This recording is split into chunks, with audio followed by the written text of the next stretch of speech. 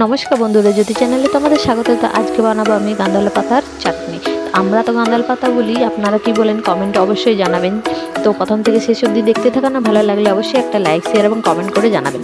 তো এই দেখুন আমাদের বাড়িতে হয়েছে প্রচুর পরিমাণে, এটা খুব ভালো লাগে খেতে। তো আমরা পুরো গাছটাই লাগিয়ে ফেলেছি।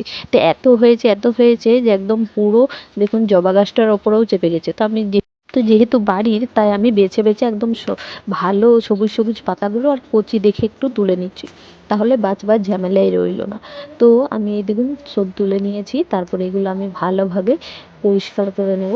পরিষ্কার মানে কি, এগুলো একদম ছোট ছোট করে কেটে নেব আর ধুয়ে নেব।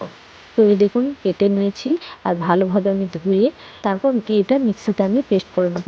যেহেতু এটা বাটা করব, তো আমি মিক্সিতেই করে নিচ্ছি, আমি শিলনোড়ায় বাটবো না। আমি মিক্সিতেই করে নিচ্ছি, আপনারা চাইলে শিলনোড়াতেও বাটতে পারেন। তো এর মধ্যে দিয়ে দিলাম অল্প একটু জল, তারপরে এটা মিহিভাবে পেস্ট বানিয়ে নিই। তো এই দেখুন এটা হয়ে গেছে। তারপরে এটা আমি ঢেলে নিচ্ছি, আরও অল্প একটু আছে, ওটা আমি মিহি পেস্ট করে নেব।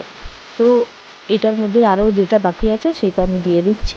আর এর মধ্যেই দিয়ে দেবো আমি, যতটা আপনারা ঝাল খাবেন সেই মতো দিয়ে দেবেন। আমি ঝাল ঝাল দেখে 3টে কাঁচা লঙ্কা দিয়েছি আর 5 থেকে 6 কোয়া রসুন।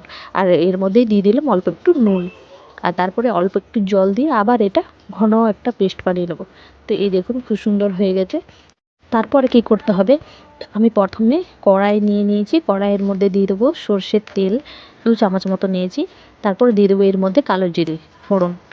তারপরে এটা কালো জিরে ফোড়নটা দিয়ে গরম হয়ে যাবে, তারপর আমি এই পেস্টটা দিয়ে দিলাম। তারপর এটা আমি কিছুক্ষণ ধরে আমি এইটার জলটা শুকিয়ে নেব।